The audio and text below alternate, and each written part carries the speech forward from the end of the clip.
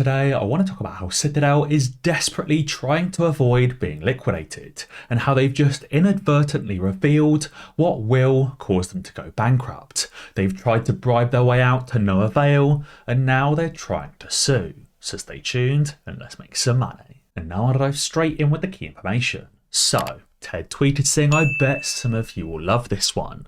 The article says that Citadel Securities and a trade body are suing the SEC over the Consolidated Audit Trail. Now you may say, "Tom, you mentioned the CAT or the Consolidated Audit Trail the other day. What is it and why is it important?" Well, 741 Trey says that the CAT system is the real short destroyer. The new ruling requires these market makers to report their reliance on the bona fide market making exemption from regulation SHO, aka it puts Citadel into the light. Citadel knows that reporting their reliance on naked shorts would be damning, and therefore they're desperate not to allow this ruling to be implemented now that it's been passed.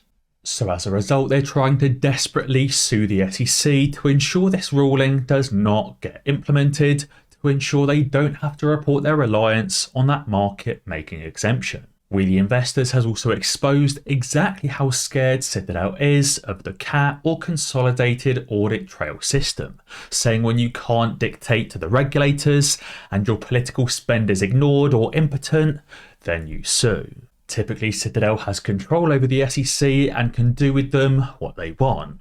When that doesn't work, they just simply donate to political parties to ensure the political parties enforce different rules on the SEC in favour of Citadel. But when neither the SEC or any of the political parties are playing ball, then Citadel is forced to resort to suing. Clearly, the powers that be have decided for Citadel that enough is enough. Whether you think those powers are Biden, whether you think it's BlackRock, or whether you think it's someone or something else that controls everyone below them, whoever is above Ken Griffin has decided enough is enough. They've said, "Ken, we know you do an excellent job of stealing from retail investors. We know you kick the majority of that money back to political parties, but we're worried about the risk you're taking on. And enough is enough. You need to be exposed and dealt with." Citadel and these other market makers have been taking on more and more risk, and at the moment they've put the entire financial system in jeopardy and at risk. And whoever those powers that be are above Ken Griffin, they've decided they're not happy with that level of risk. And we the Investors is wondering if Citadel will try and sue more and more in 2024 as more market rules are finalised. Citadel is clearly unhappy that their time is over, so they're desperately trying to do anything they can about it to avoid being liquidated and going bankrupt. It says Citadel Securities and the American Securities Association announced on Tuesday that they're suing Wall Street's top regulator, aka the SEC, over new rules on the Comprehensive Market Surveillance System. And that Comprehensive Market Surveillance System is the CAT or Consolidated Audit Trail. They've said the SEC has overstepped its statutory authority and failed to address investor and industry concerns, leaving us no choice but to litigate. The SEC mandated the CAT's creation in 2012, but it's taken at least until 2024 to be implemented due to this constant pushback from market makers and other institutions. Until now, the powers that be were happy for this CAT system not to be implemented and to allow Citadel to continue ruling the market. But I think due to this risk, something's changed. The powers that be have decided they're now no longer happy with Citadel to continue their reign and have decided the CAT system must be implemented and Citadel exposed in the public eye. Especially as StockSense Frank has tweeted saying the fact there was a congressional hearing 2 weeks after the buy button removal tells us they had no choice but to remove it or they would have crashed the whole market. Saying that day alone cost them $9 billion in just one singular day. Imagine what would have happened and how much it would have cost them if both GameStop and AMC had squoze. And he said the whole world is watching now, especially the folks who should be paying attention, and it's only a matter of time. Frank thinks, in his opinion, is that one of the big shorters or big market makers will fall, and eventually they'll run out of lenders and brokers who are willing to take on this risk. We know by now this risk is to the tune of billions, if not tens or hundreds of billions of dollars, maybe even trillions of dollars. And at some point, no more banks, no more institutions, hedge funds or market makers will be happy to carry this risk. UBS accepted some of the risk from Credit Suisse, and Citadel has accepted some of the other risk from others like Melvin Capital. But those risks have continued to grow over the last 2 years, and at some point there'll be no one left to step in and take that risk. And then at that point, one of those big shorters or market makers will collapse, causing the squeeze. And as 741 Trey has also tweeted, he said the worrying thing about all of this is that the DTCC is naked as well. We know the DTCC slush fund, or the assets of the members of the DTCC, is only to the tune of $65 billion.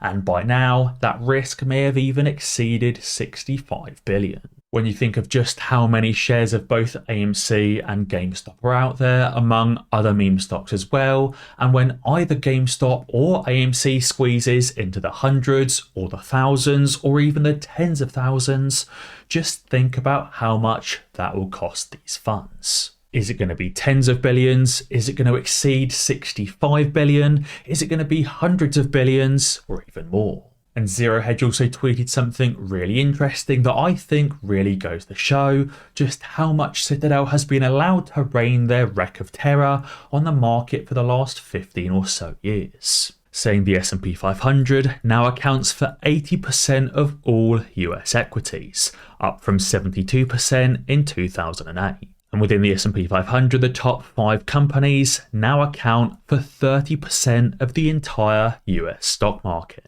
At one point in time, there were hundreds, if not thousands, if not tens of thousands of US listed companies that made up the stock market.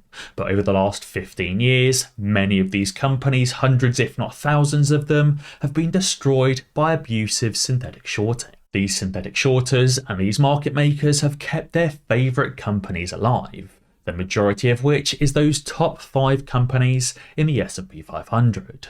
Those top 5 companies have been untouched by synthetic shorting and allowed to grow more and more and more. But any company outside that top 5 or outside the S&P 500 has been absolutely destroyed by those shorts.